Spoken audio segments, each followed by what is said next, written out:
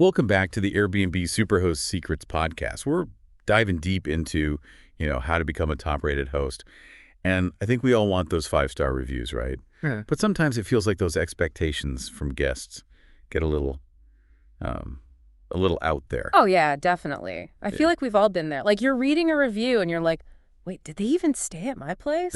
Yeah, Yeah. totally. Like they've got this picture in their head, and if anything's off, it's a huge deal. I heard about this one host, they got a bad review because their garden path wasn't paved. And it was totally fine, just not paved. And the guest was like, oh, it would be easier to walk on if it was paved. Yeah. Like, really? Wow. That's a new one. It reminds me of the time I got a 3-star for cleanliness.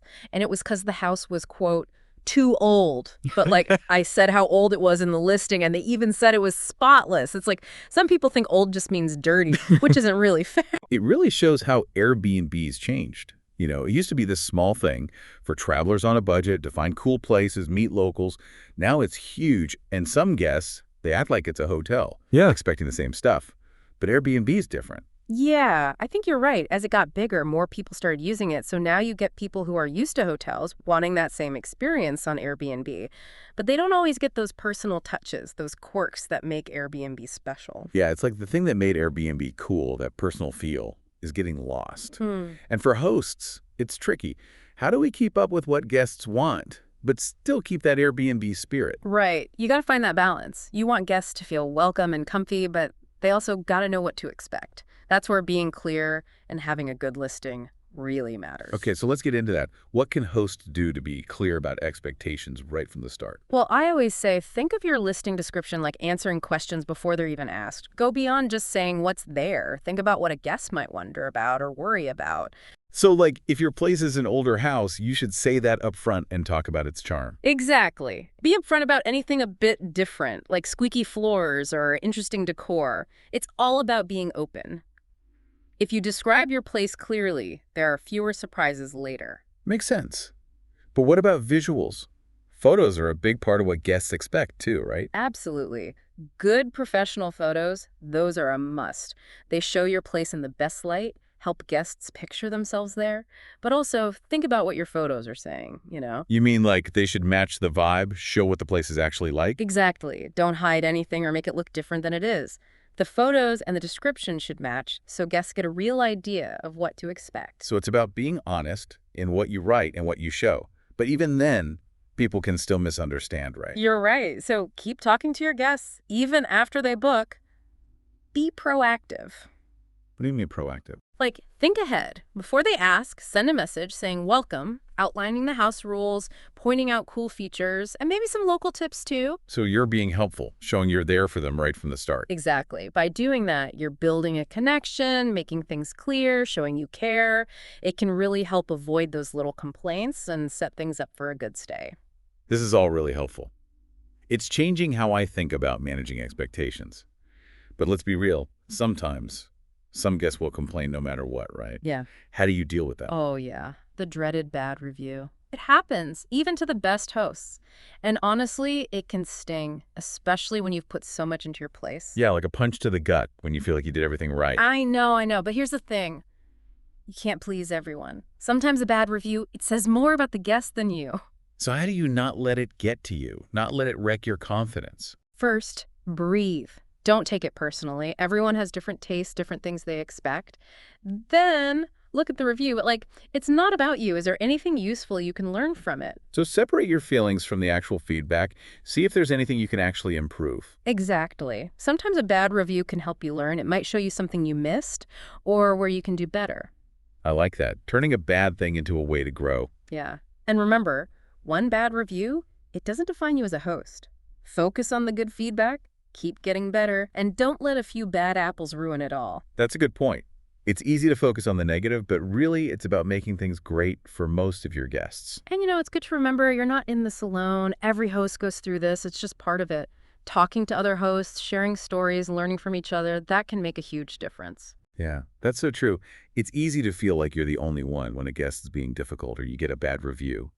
But knowing others are dealing with the same stuff, it's really comforting. Like there's that whole support group that gets it. Right. And communities like, this podcast, they're so important. They give hosts a place to connect, share what they know, and help each other out. Totally agree. It's like we can all breathe a sigh of relief knowing we're not alone. Now, getting back to managing what guests expect, there's something else I want to talk about.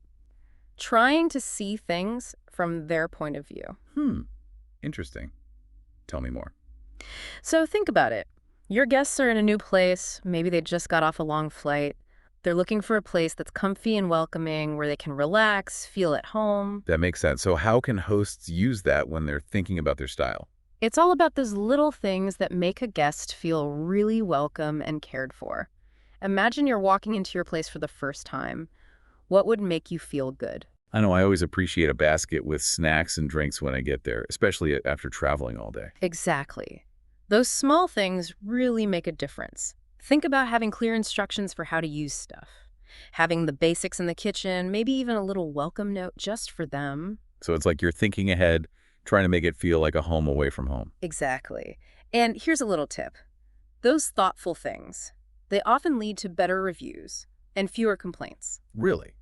Why do you think that is? When guests feel like you care, they're more forgiving if little things aren't perfect. They see you as a person, not just some company, and they appreciate what you're doing. So it's about doing those nice things and setting realistic expectations. And hey, maybe throw in a few extra goodies just to make things even better. You got it. It's a bit of a dance, but if you do it right, you can create a style that gets happy guests and those great reviews. This has been so helpful. You've totally changed how I see managing expectations. Yeah. But before we finish up, I have one more question. What's the one thing you'd tell a brand new host just starting out with Airbnb? That's a good question. I think the most important thing is to remember why they wanted to host in the first place. Was it to share their love for their city, to meet people from all over the world, or to make a special experience for travelers? I like that. So stay connected to that reason. Let that passion show in how you host. Exactly. When you're excited about hosting, it rubs off on people. Guests can feel it, and it makes things more positive and welcoming for everyone. That's so true. When you love what you do, those little annoyances, like the occasional picky guest, are easier to deal with. Absolutely. Keep your eyes on the prize, remember why you're doing this, and don't be afraid to ask for help if you need it. Remember, there's a whole community of hosts out there cheering you on. That's a great point to end on. And speaking of community, I want to remind our listeners they can find us and share their own stories on our social media. We love hearing from you. And remember, we're always here to share tips, tricks, and hopefully a few laughs along the way. Absolutely, because let's be honest, hosting can be a wild ride. But it's also so rewarding, and there's nothing quite like making a really special experience for your guests. Well said. And as we wrap up today's deep dive into Airbnb hosting, I want to leave our listeners with one last thought. Think about finding that balance between giving an amazing experience and protecting yourself from, let's say, the super demanding guests. Oh, good one. It's like walking a tightrope sometimes. It is, but it's a balance worth working towards, because when you find that sweet spot, you create something that's good for you and memorable for your guests. So true. It's all about finding that harmony between being a good host and taking care of yourself. And on that note, we want to thank you for joining us on this deep dive into Airbnb hosting. Until next time, happy hosting. Yeah, it really is finding that balance, isn't it? Making it enjoyable for you as the host and memorable for them.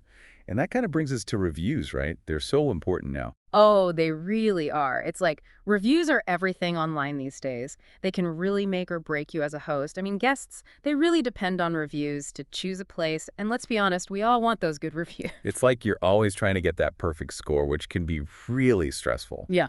And it makes some guests feel like they have to say something negative, even if it's tiny, just to, I don't know, have their say. That's a good point. I think part of it is how Airbnb asks for reviews. You know, they want helpful feedback, but it can kind of make guests focus on little things instead of the whole experience. Yeah, it's like they're looking for anything to complain about. Yeah. And as a host, that can be tough, especially when you put so much effort into making it nice. Exactly. And then some guests, they see reviews like it's social media.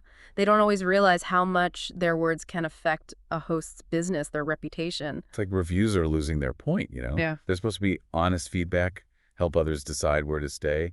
But now it's more like some people just want to write a funny or mean comment, not actually give helpful feedback. Yeah, that's true. And it puts hosts in a tough spot. How do we deal with this review culture? Stay true to what we believe in and not go crazy, because really, those bad reviews, they can get to you. Absolutely. It's easy to get sucked into the negativity, especially when you're putting your heart and soul into your place. So what advice do you have for hosts struggling with all this review pressure? Well, the first thing is, remember, you're not alone in this. Every host deals with it. It's part of Airbnb. And while good reviews are important, it's just as important to, manage what you expect and take care of yourself. That's so important. It's easy to get caught up in trying to be perfect and forget why you started hosting in the first place. Right. Remember your why. Why did you start doing this? Was it because you love your city, you want to show people a good time, or just connect with people from around the world?